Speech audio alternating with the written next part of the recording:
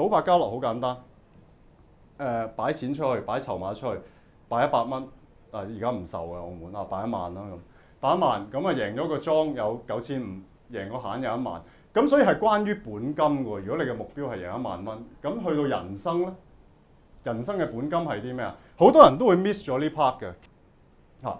可能好多人覺得係咪㗎？我想賺500萬點做啊，阿 Rick 咁樣。咁賺500萬點做？我而家得30萬本啫喎。咁我想提你諗嘅係呢樣嘢啦。哦，原來你錢得30萬，咁但係原來你嘅努力係值70萬。原來你肯放低你嘅面子值100萬。原來你肯做一啲你唔習慣的事情值100萬。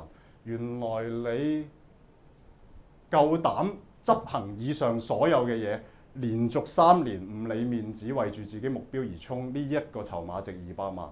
原來咁樣你會賺到500萬。有一條款保險嘅其中一個 concept， 我覺得幾得意嘅。車保舉例，咁係點㗎？你架車炒咗，咁咪賠翻個本俾你咯。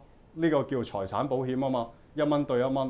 咁但係人壽保險好得意嘅喎，有個概念，人命係無價嘅喎，即係話你買幾多錢都得嘅，你夠膽就得㗎啦。即係當然保險公司要受啦，所以係冇一個數嘅。所以我想話俾大家知，你條命或者你嘅人生個價值係你自己定嘅啫。